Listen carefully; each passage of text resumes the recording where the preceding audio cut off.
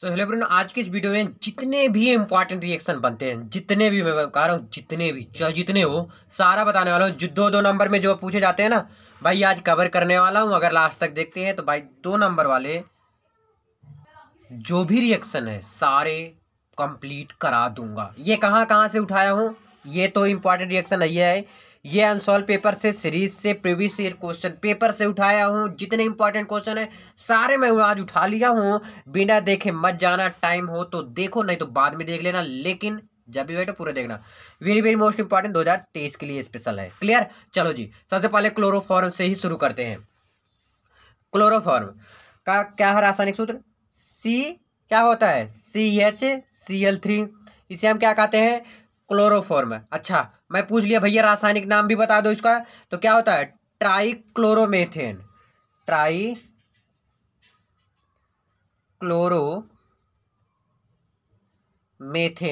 तो इसका पूरा नाम क्या होता है? ट्राइक्लोरोमेथेन। रासायनिक नाम इसका क्या है? ट्राइक्लोरोमेथेन। तो ठीक है, क्लोरोफॉर्म का रासायनिक सूत्र CHCl3 होता है। इसका रासायनिक नाम है ट्राइक्लोरोमेथेन। देखो ध्यान से देखना, वसा, देखो वसा आयोडीन एल्केलाइड पहले इसका उपयोग शल्य चिकित्सा में, कैसे? शल्य चिकित्सा में किसके रूप में किया जाता था? निश्चेतक के रूप में। 1 मिनट यहां पर मैं लिख देता हूं, निश्चेतक के रूप में। बहुत इंपॉर्टेंट है, इसको आप ब्लैक पेन से ही करना, उम्मीद है आप करोगे ब्लैक पेन से, है ना। तो निश्चेतक के रूप में होता है। ध्यान से देखिए, वसा आयोडीन एल्केलाइड पहले इसका उपयोग शल्य चिकित्सा निश्चेतक के रूप में होता था। ठीक है, होता है, अभी भी होता है। ठीक है, पहले भी होता था, अभी भी होता है।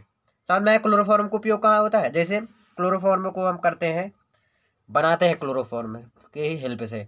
CHCl3 प्लस O2 किसकी उपस्थिति में? प्रकाश की उपस्थिति में। यहाँ पर अगर 2 लिखेंगे बैलेंस करने के लिए, तो यहाँ पर क्या निकल के आ रहा है? CO Cl2 बैलेंस करने के लिए 2 लगा दो यहाँ पर। हाइड्रोजन क्लोराइड यहाँ पर भी 2 लगा दो। ठीक है, तो ये आपका क्या हो गया? ये आपका क्या है? COCl2। ये आपका आ जाता है फास्जीन बन जाता है। क्या बन जाता है? फास्जीन बन जाता है। क्लियर? देखो इससे हानि क्या होता है, देखो क्लोरोफॉर्म के संपर्क में अधिक रहने से यकृत तथा वृक्क का क्षय होता है। ध्यान दीजिएगा, यकृत और वृक्क का क्या हो जाता है भैया? क्या हो जाता है? नहीं होता है, क्या? क्षय होता है ना, नुकसान पहुंचाता है। जो त्वचा है हमारे, गिरने में घाव बन जाता है। अगर ये आपके जैसे यहाँ पर गिर गया, यहाँ पर गिर गया, तो क्या हो जाएगा? घाव यहाँ पर बना लेगा। यानी आपके शरीर पे कहीं भी गिरेगा ना त्वचा पे, तो घाव बना सकता है। बना सकता नहीं, बनाएगा।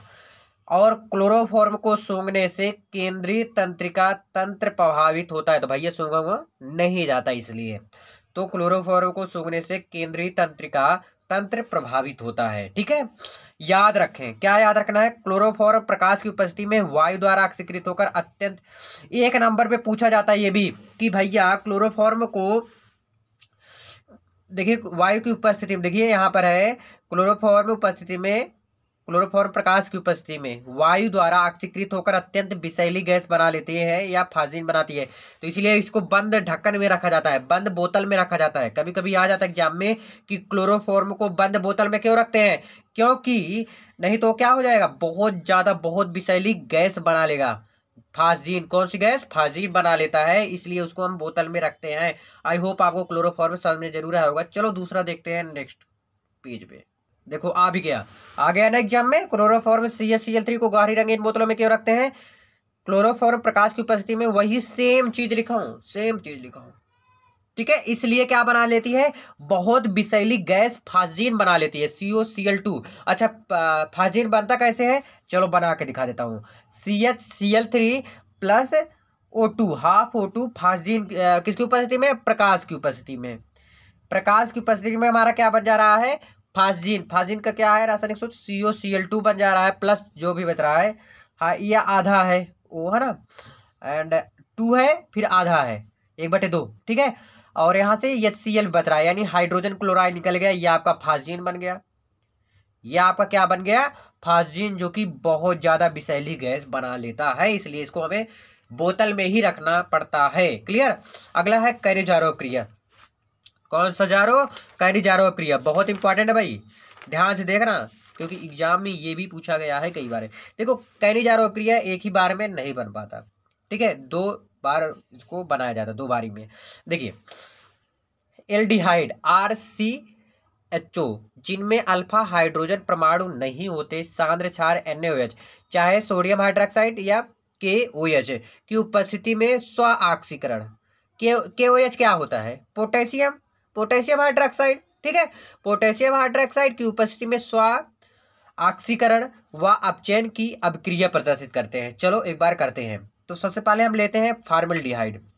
जैसे CHO है, R की जगह पर हम ये क्या लिख लिए? हाइड्रोजन ले लिए, तो क्या हो गया? HCHO हो गया। एक एक चीज देखते चलो, HCHO। लेकिन ठीक है, लेकिन नहीं, चलते रहो धीरे धीरे। किसकी उपस्थिति में? चाहे NaOH की उपस्थिति में, चाहे KOH की। तो छोटा है KOH एक बार कर लेते हैं, फिर NaOH उससे भी कर लेंगे, है ना। इसको हम क्या करने पर? गर्म करने पर। क्या करने पर भैया? गर्म करने पर। तो हमारा क्या बन रहा है? यहाँ से 2 लगाओ, यहाँ पर क्या हो जा रहा तब? CH3OH प्लस H यहाँ से बचा COOK, HCOOK। क्या क्या बना अभी देखो, ये आपका क्या हो गया? ये आपका हो गया फॉर्मल्डिहाइड हो गया। ये क्या हो गया आपका? पोटेशियम हाइड्रोक्साइड हो गया। पोटेशियम हाइड्रोक्साइड हो गया। पोटेशियम हाइड्रोक्साइड हो गया। ये क्या हो गया होगा? Potassium hydroxide. ये आपको बिल्कुल पता होगा यार, नहीं पता था लिख लीजिए। मेथिल क्या हो गया? मेथिल एल्कोहल हो गया, मेथिल एल्कोहल। और ये HCOOK क्या है? ये पोटेशियम फॉर्मेट है, पोटेशियम फॉर्मेट क्या है? पोटेशियम फॉर्मेट हो गया, ठीक है, बन गया ना। अब चलो अभी एक बार बेंजल्डिहाइड से बना लेते हैं। तो सबसे पहले बेंजल्डिहाइड का सूत्र क्या है? C6H5CHO। अभी देखिए इसमें कहा है अपचयन प्रदर्शित करता है। इस अभिक्रिया में एल्डिहाइड का एक अणु एल्कोहल में अपचयित होते हैं तथा दूसरा अणु कार्बोक्सिलिक अम्ल के लवण में ऑक्सीकृत हो जाता है। क्या हो जाता है? ऑक्सीकृत हो जाता है। C6H5CHO प्लस सोडियम क्या है? Sodium hydroxide NaOH। इसको क्या करेंगे? हम गर्म करेंगे। तो हमारा क्या बन जा रहा है? यहाँ पर 2 लिखो। तो हमारा क्या बन रहा है? C6H5 और CH2OH प्लस क्या बच रहा है? और क्या बच रहा है? 2 बार था ये, तो एक बार और होगा C6H5, समझ में आया। फिर COONA, ये बच गया ना। ये आपका क्या है? ये आपका सोडियम हो गया। सोडियम क्या हो गया? सोडियम लिख दिया। सोडियम क्या हो गया? सोडियम बेंजोएट, सोडियम बेंजोएट हो गया यहाँ पर। और ये आपका क्या हो गया? बेंजिल एल्कोहल हो गया, बेंजिल एल्कोहल हो गया, ठीक है। ये आपको पता है ना, सोडियम हाइड्रोक्साइड है। और ये आपका क्या है? बेंजल्डिहाइड है। तो बेंजल्डिहाइड को सोडियम हाइड्रोक्साइड है ना के साथ गर्म करके बेंजिल एल्कोहल और सोडियम बेंजोएट प्राप्त होता है। ये आपका कैनिजारो अक्रिया कहलाता है। क्लियर, समझ में आया? चलो नेक्स्ट अब देखते हैं नेक्स्ट पेज पे। चलो विलियमसन अपक्रिया संश्लेषण, बहुत ज्यादा ये भी इंपॉर्टेंट है। देखिए किसी धातु एल्काक्साइड को किसी एल्किल हाइलाइड के साथ गर्म करने पर ईथर प्राप्त करना विलियमसन बहुत आसान है ना। विलियमसन संश्लेषण कहलाता है। चलो करके देखते हैं। देखिए सोडियम एथॉक्साइड ले लीजिए। सोडियम एथॉक्साइड क्या है? C2H5ONA लिख लो। C2H5ONA प्लस को एथिल आयोडाइड, चलो जी, एथिल आयोडाइड के साथ गर्म करने पर, क्या करने पर? गर्म करने पर हमारा क्या बन रहा है? देखो C2H5 यहां से निकला, C2H5, ठीक है, C2H5O यहां से C2H5 निकल गया। C2H5 क्या बचा हमारे पास? Na बचा, सोडियम और आयोडाइड, NaI बच गया। क्या बच गया? NaI। क्या हो गया ये तो आपका सोडियम आयोडाइड हो गया। ये आपका डाई एथिल ईथर हो गया। डाई एथिल ईथर और सोडियम आयोडाइड प्राप्त होता है क्या क्या करने पर? देखिए यहाँ पर साथ गर्म करने पर डाई एथिल ईथर बनता है। क्या बनता है? डाई एथिल ईथर बनता है। ठीक है, ये चीज जो कि ये मेन रहा। ठीक है, क्या बन गया? डाई एथिल ईथर बनता है। आई होप आपको ये भी समझ में आ गया होगा। ठीक है, कोई दिक्कत परेशानी किसी भी प्रकार के नहीं ना? चलो जी, ठीक है, कोई दिक्कत होगा बता दिया हूँ, सारा लिख लेना क्या नाम है, किसका क्या नाम है ना? चलो इसको देख लेते हैं, स्मीट अप क्रिया। ये क्या होता है स्मीट अप क्रिया? ध्यान देना, इजी है ना?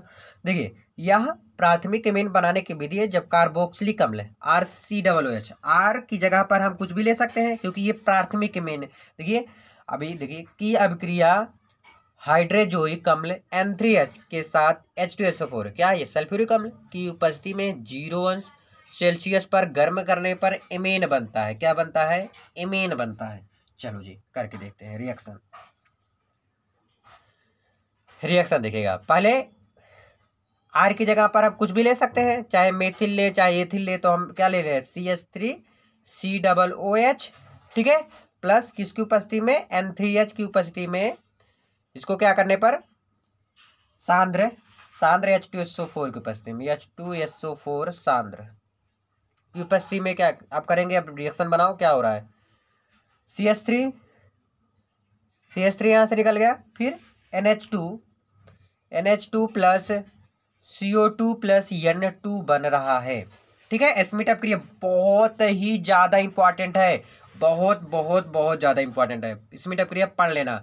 क्या है? यह प्राथमिक एमीन बनाने की विधि है जो जब कार्बोक्सिलिक अम्ल की अपक्रिया हाइड्रोजोइक अम्ल के साथ कराते हैं तो हमारा ये चीज बनता है। आई होप आपको ये भी समझ में जरूर आया होगा। अब हम देखते हैं नेक्स्ट रिएक्शन, नेक्स्ट पेज पे।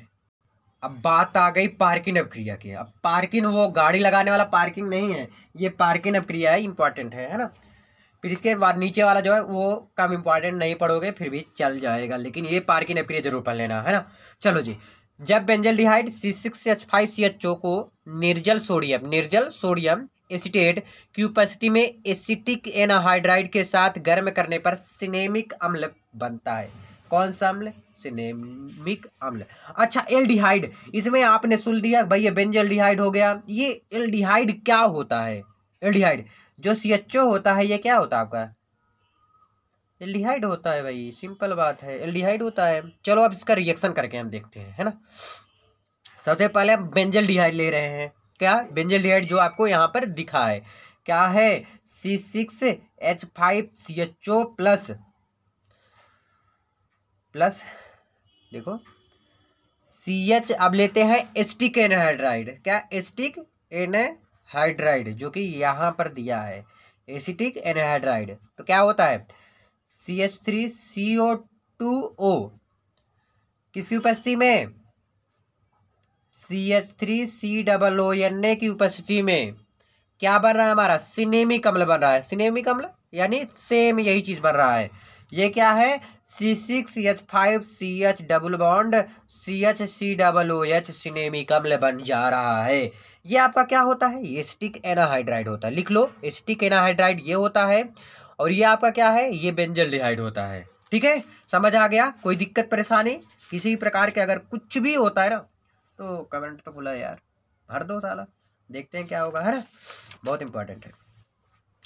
नेक्स्ट है आपका बेंजाइन संघनन।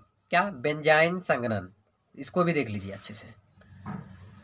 जब बेंजल्डिहाइड को पोटेशियम साइनाइड, पोटेशियम यानी KCN है ना, की उपस्थिति में गर्म किया जाता है तो क्या हमारा बन जाता है? बेंजाइन संघनन। तो देखिए बेंजल्डिहाइड जो बेंजीन होता है, सबसे पहले बेंजीन बनाओ आप। ये आपका बेंजीन हो गया।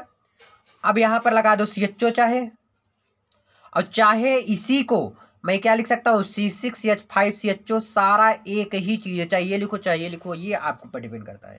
ठीक है, चलो अब रिएक्शन करके देखते हैं इसका। रिएक्शन, बेंजल्डिहाइड हो गया C6, अब इसमें CHO, तो बेंजल्डिहाइड हो गया।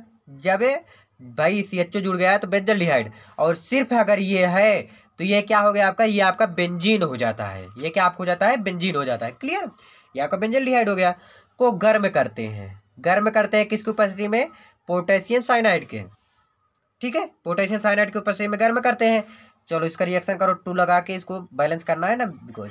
तो क्या हो गया? C6H5 CHOH प्लस COC6H5, ये आपका क्या हो गया, बेंजाइन हो गया। क्या हो गया, बेंजाइन हो गया। आई होप आपको ये भी समझ में जरूर आया होगा। अभी भी है, चलो देखते हैं नेक्स्ट पेज में इसको भी। अभी देखिए इसको लेकर 3 है, और इसके बाद जो 2 बताऊंगा उसको आपको खुद पढ़ लेना। अगर नहीं आएगा तो कमेंट कर देना, मैं वैसे ही बता रखा हूँ उसको ऑलरेडी। बहुत ही ज़्यादा इम्पॉर्टेंट वो भी है, तो भाई लास्ट तक जरूर देखना। अगला है वुड्स अभिक्रिया। ये क्या होता है वुड्स अभिक्रिया? बहुत बहुत ज़्यादा ही इम्पॉर्टेंट है भाई, ठीक है। सब पढ़ लिए ठीक है, लेकिन इसको नहीं पढ़े तो भाई दिक्कत है। क्या भाई, दिक्कत है। चलो वुड्स अभिक्रिया क्या होता है अच्छे से देखेंगे इसके बारे में। देखिए जब एल्किल हाइलाइड, क्या एल्किल हाइलाइड, अच्छा एल्किल अलग है, हाइलाइड अलग है क्या? हाँ, देखो जो आर होता है वो क्या होता है, एल्किल समूह में है, ऐसे समझिए आप, है ना। ये एल्किल समूह में हो गया। जो यक्स है वो हाइलाइट समूह में हो गया, ठीक है। कोई दिक्कत परेशानी नहीं। अब एल्किल समूह में जैसे आपका आ गया मेथिल आ गया CH3, एथिल आ गया आपका C2H5 हो गया, मेथिल एथिल, या C3H7 हो गया, ये भी तो हो गया प्रोपिल आपका ना। जैसे Cl हो गया, या Br हो गया, F हो गया, I हो गया, ये हाईलाइट समूह के हैं। ये क्या है, हाईलाइट समूह के हैं। इतना समझ में आया? एल्किल हाईलाइट में दोनों में अंतर समझ आ गया ना भैया अच्छे से, ठीक है। आगे देखिए अब क्या कह रहा है ये कह रहा है, देखिए एल्किल हाइलाइट की शुष्क ईथर की उपस्थिति में सोडियम से क्रिया कराई जाती है तो एल्केन बनता है। क्या बन जाता है भैया, बताओ फटाफट बोलिए भैया, एल्केन बन जाता है। चलो जी अब रिएक्शन करते हैं। ये का इसका पहले बात तो सूत्र है, एक प्रकार से फॉर्मूला जो बोलते हैं ना, 2RX प्लस 2Na, फिर शुष्क ईथर की उपस्थिति में, शुष्क ईथर की उपस्थिति में क्या हमारा बन रहा है, एल्केन बन रहा है, प्लस 2NaX बन रहा है, ठीक है। अब चलो इसी पे रखते हैं, आर की जगह पर कुछ भी रख दो, CH3 रख दो, C2H5 रख दो, या C3H7 रख दो, कुछ भी रख दो। तो मैं CH3 रख दे रहा हूँ, 2CH3, सॉरी अभी X से तो एक साथ रहेगा, तो X की जगह चाहे Cl चाहे Br कुछ भी, तो Cl रख दे रहा हूँ, यहाँ प्लस नहीं रहेगा। CH3Cl हो गया, प्लस 2Na। अब शुष्क ईथर की उपस्थिति में, शुष्क ईथर की उपस्थिति में हमारा देखो क्या बन रहा है, एथेन, एथेन बनेगा। CH3 क्योंकि 2 बार है ना, CH3 एथेन बना, प्लस NaCl बन गया, NaCl। तो बैलेंस करने के लिए 2 बार सोडियम है तो 2 बार लिख दो, यहाँ पर 2 क्लोरीन तो 2 लिख दिया। तो ये है आपका पूरा रिएक्शन वुड्स अभिक्रिया। 2 रिएक्शन मैं आपको बताना चाहूँगा, पढ़ लो आप लोग। पहला है रायमंड टीमन, रायमंड टीमन बहुत लोग बोलते हैं, बहुत लोग रायमंड टीमन कहते हैं ना, अभिक्रिया। एक तो ये हो गया आपका, और एक और है आपका DDT। अगर आपके कभी सुने हैं DDT ना, तो इसको पढ़ लेना भाई, तो एग्जाम में आना ही आना है। आई होप आपको समझ जरूर आएगा। इस वीडियो में इतना ही, मिलते हैं एक वीडियो में। कैसा लगा कमेंट करके जरूर बताइए। बहुत बहुत धन्यवाद।